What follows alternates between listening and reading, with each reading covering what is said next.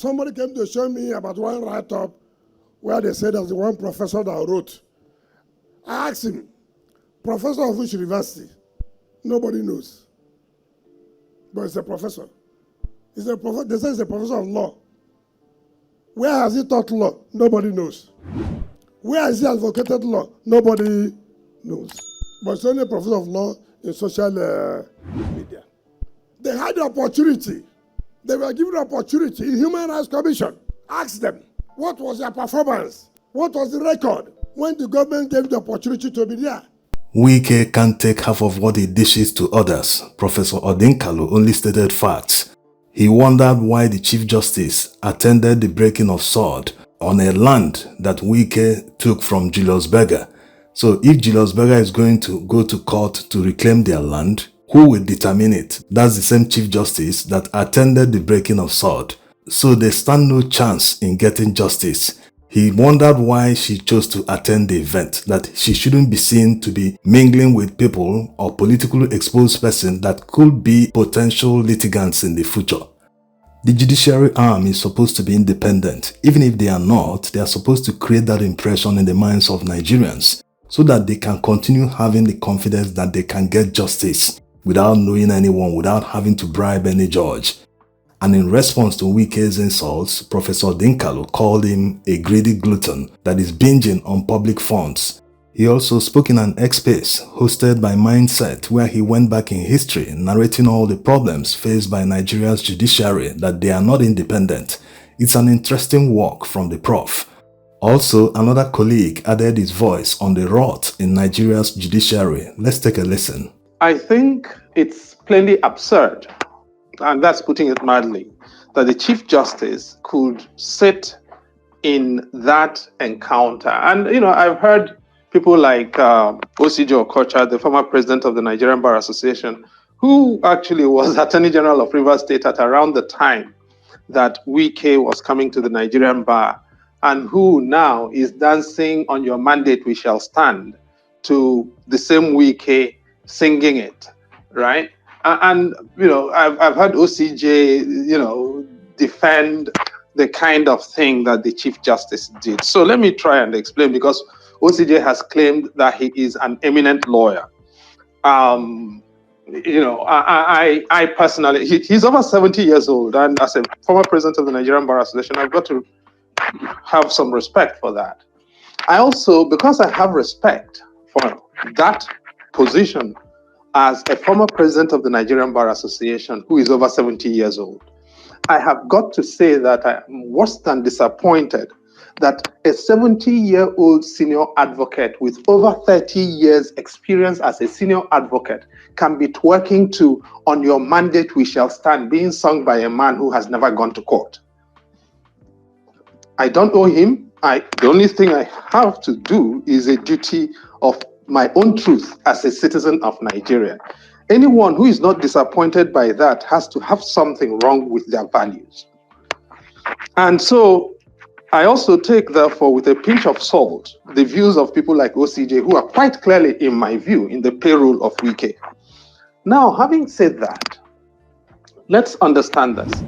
The Chief Justice went to the turning of the sword on a judicial housing project by the Minister for the Federal Capital Territory, right? Now, judicial housing cannot be done by litigants who come to the court. And the FCT High Court, the FCT as a government has to sue before the courts, and their cases go up to the Court of Appeal to the Supreme Court. When those cases go up, they are parties. And if they are parties before the same judges whom they are housing, there's a problem. That is why the judiciary is an independent arm of government, and the judiciary has always awarded its own contracts. Court of Appeal headquarters was built by judiciary. The Supreme Court was built, judiciary does its own procurement. That's why they established the NJC. Okay? Now, we have this orgy of people in power across the country. To be honest, it's not Mr. Wike only alone that does it. All of them do it. And my position has always been the same, right? And the judiciary has been acquiescent in this practice of being compromised manifestly by people who litigate before them. And I've got to give the example of J.I.C. Taylor, John Idowu Conrad Taylor, who was the Chief Justice of Lagos State, because at the time he headed the judiciary of Lagos State, he was the first Chief Justice of Lagos State. He died suddenly in 73. J.I.C. Taylor, in 71, shortly after the war, was invited by Mobolaji Johnson to a party, a reception for the head of state, to accompany him to receive the head of state who was visiting Lagos formally. And J.I.C. Taylor declined that invitation because he said he could not afford to be seen in that kind of situation with potential litigants in his court. Two things happened in this particular case. Number one, the Chief Justice, or three things. Now, the Chief Justice went to this thing with an active litigant before her court. That's number one. Number two, the building itself, the process, the entire construction is being done by an active litigant before the court system that she heads, and with cases, who has cases before the Supreme Court as we speak. Number three, at that event, even if she didn't know any of those things and she didn't consider any of those things, at that event, Wike himself told the story of how he expropriated the land with no notice, contrary to the requirements of the law, the Public Lands Acquisition Act, right? With no notice, and in fact, the Land Use Act. He has the powers, yes, but you've got to give notice. He told the story that he invited the chairperson of the board or chief executive of Julius Berger to dinner, and the following morning sent them a revocation letter. The Chief Justice sat there quietly, said nothing. President of the Court of Appeal sat there quietly, said nothing, and they could not find the legs to walk out without doing anything. That for me says a whole lot. I don't even need to use adjectives. Just describing that alone tells me a whole lot about the judicial values of the people who run the judiciary. And that, to say that that is worrying, is an understatement. This issue that we're discussing is not new to me. It didn't start today. We've been in this field for a while, playing the game. Prof is also not new to this. It's not like he started doing it because of any individual. No, he's been in this for a long time. At the time, we've been pushing even for the scrapping of the rank of senior advocate because it is an anomaly. It reduces some lawyers, so there is no equality before the law. As you know, if you go to court, you're not an SAN, and an SAN is there, he gets to do his case before you. So his client has more access to court than your own client. So there's no equality before the law. Now, that's an issue for another day. The judiciary have now managed to colonize that arm of government. It belongs to them. It doesn't belong to the people. So they don't owe the people any explanation. And that is why the judges can do anything they like. And Nigerians too have given up. They treat the judiciary like it is not our property. Let them do what they want. It is not correct. These judges ought to serve us. They ought to be responsible to us and be responsive to us. I have been stung by the very scorpion that I've been trying to kill for a long time. Some years ago, Prof and I, with some of our colleagues in the Open Bar Initiative, wrote to the President Buhari, and we stopped the appointment of judges who were children, girlfriends, PAs, and all sorts of judges and their cronies. And Buhari stopped that appointment, and people insulted us. Some were happy with what we did. But do you know that 2 years later, they did that appointment secretly without any public advertisement? The same people that we stopped, they are all judges now. If we appear before them, what do you think they will do to us? One of them the other day, she's a daughter of Mary Odili, saw me on the High Court. And you see the kind of eye she looked at me, like if you have a gun, she will shoot me. Nobody is doing this because you hate the other. We're doing it to move this nation forward. Our democracy today is where it is basically because of the judiciary. If the judiciary can rise up, INEC would not rig election because they know it will be reversed or cancelled and they will have to repeat it over and over and over again. But today, INEC will try to do a good election. When the politicians hijack it, INEC will help them compromise it eventually, and the court will come and seal it. Do you know that as a petitioner, in election petition, you are laughed at by the judges, you are laughed at by the respondent counsel. They laugh at you. So it's as if you're coming there to waste their time. They frustrate you. This is a case I filed when I ran for Senate. Clearly, in the petition, you could see I was talking of beavers. I pleaded it, but the tribunal said I did not plead beavers. What kind of illiterates were they? Couldn't they read? We went to the Court of Appeal. They said, see, he pleaded it in all of these places. And that was what Prof referred to, that the interlocutory appeals, the Court of Appeal seemed independent. But then, when we concluded that case, we went on appeal, and the panel that was hearing all the interlocutory no longer was competent to hear the main appeal.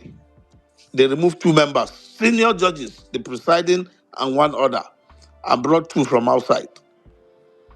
The moment some senior lawyers and even justices of that court heard that the son-in-law of the president of the Court of Appeal is in that panel, they told me, oh boy, forget it. The woman has interest. Anywhere that boy is, she has already secured something. That was the word. So I didn't bother myself. But we went through. And the judgment, because I'm a lawyer should reasonably know a case he will win or lose. What do judges do? They apply facts to law. It's not magic. Now you see a Court of Appeal deliberately misquoting the Supreme Court on what is a public document in a case where the Supreme Court said that a letter written by an individual in his hand is a private document. But if he submits that letter to a public institution like the police, that letter becomes a public document. Even copies made from it are public documents. The Court of Appeal said, no, that judgment said he can keep a copy as private document. That is a lie. I had to go back and read that judgment in case I didn't understand what the Supreme Court. I read it over and over again. And I saw that they were just struggling to defend nonsense.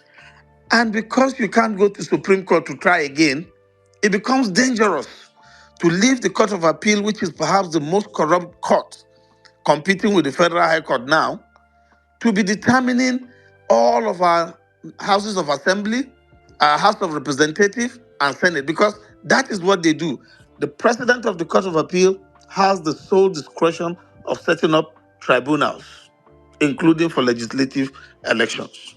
And then she set up panel to hear appeals from those tribunals. So she can determine your fate even before you file your petition with proper arrangement.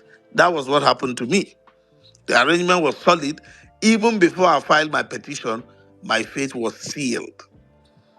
So we cannot say we are doing democracy and then we have some judges playing ping pong with our laws and with our emotions and with our courts. We put them there. The outrage must be there. I thought that Nigerians would go out and say, Monica, you must resign after those stupid judgment they gave in Plateau State National Assembly and House of Assembly cases. That her son-in-law was in those panels, and he was just appointed last year into the Court of Appeal. She brought him into the Court of Appeal for the things she wants to be achieving. We cannot allow a judiciary where people with integrity are not qualified to be judges.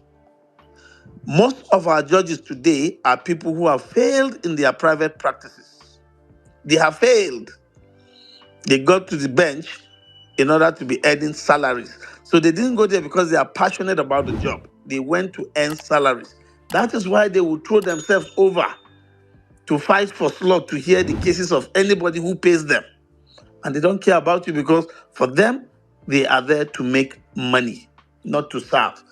Judges who are there because they are passionate about that job hardly make it to any of these celebrated corrupt cases you hear. They can't even, it won't even come near them. How do we deal with these things? I have written a whole topic on judicial reform.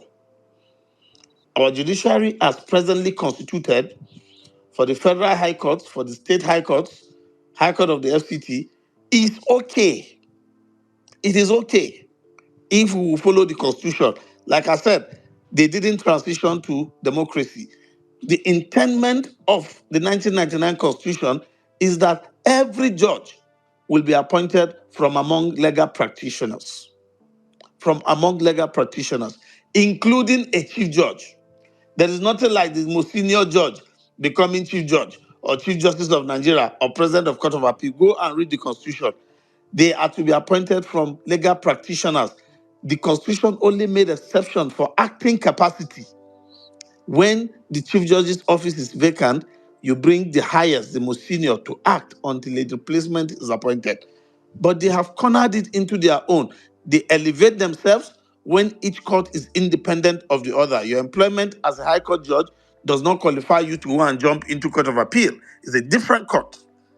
If you want to go to court of appeal, you apply as a lawyer, 12 years post call, you go there. Supreme Court, 15 years post call, you go there. High Court, 10 years post call, you apply. So that now the process of recruitment will be something we all monitor. MBA will be part of it. Remove this NJC nonsense because it's just a charade. They go there to gist. Olumide Apata told us they don't punish anybody. Because he told us they hate him. He's one of the most hated past NBA presidents because he exposed them. Forget about NJC. It needs to be reformed thoroughly. Judges have no business being in NJC. Ordinary, reasonable man should be in NJC so that reasonable man standard will be used to reassess judges, whether they are performing or not, and kick them out. A judge who is employed as a judge for FCT High Court should know his jurisdiction properly delineated. The chief judge should not assign cases to him. Only cases that arise from his jurisdiction should come to him naturally. And he is in that court until he retires.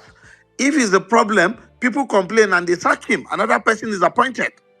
Today, they just keep appointing judges up and down, left, right, center. You don't even know where they are.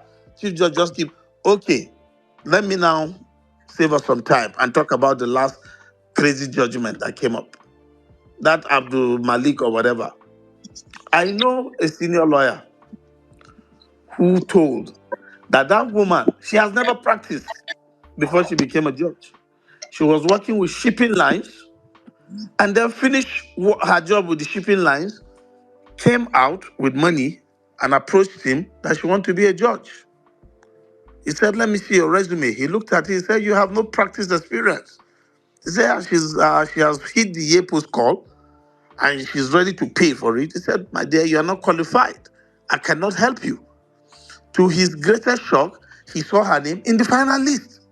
She became a federal high court judge. Why wouldn't such a judge delve into a matter that is strictly a state high court case? Because we are talking about a state appropriation. It's a state house of assembly law. What has the federal high court got to do with it? Why will the federal high court go and be interpreting state appropriation or decide to now remove a federating unit from Nigeria? Because effectively that is what she has done. That judge is supposed to have been kicked out by now. Nigerians are not angry enough until we are angry about these things, until we show that the judiciary must bend to the will of Nigerians, not their personal interests. We are not going anywhere. And I'm happy we're beginning to have these discussions. I must commend Mindset. I must commend Prof. We need to take it out of the social media and begin to meet physically to address them. We cannot be afraid of them. We cannot say we will not talk because they will stop some benefits coming to us. If they don't give you briefs, go and farm. Fight these people. until we get this country working again.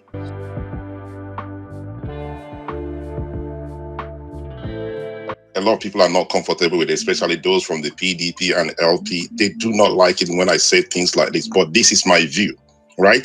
The so-called opposition have failed themselves, right? Now, we talk about the judiciary is doing wrong, the judiciary have not done. What have the opposition, the so-called opposition, done about it? Absolutely nothing. The most important thing that one think that they should be focusing on, no one is talking about it. And you want to go and contest election in 2027 with this judiciary. You see, people are not comfortable when I speak like this, and I don't owe anybody any apology. If you know me very well, I don't care whose horse is go. The opposition have failed themselves. Yeah, the people will do what they can do. You want to contest election in 2027, and the most important thing, which should be judicial reform, is not something you're focusing on every time we are here talking about things that will not make a difference. There are two things I believe that I believe that the opposition should have focused on: judicial reforms and electoral reforms. And as it stands right now, I'm not serious. I don't care who you support, sir. You know, I don't care. These are the most important things one expect these individuals to talk about. No, they don't talk about it. And then you want to rule. Who do you rule? You're not doing the things. Look at the case you make reference to. These are the conversations that these guys need to have before you say, why people do my bits and I'm not going to. Am I going to be the president? No, I'm not contesting to be the president. But if you're serious or if you want to lead, and the most important conversation is not what you're speaking on, you know, I will leave it at that. And as I said, I know people don't feel comfortable when I speak this way. You know, I do not care how you feel.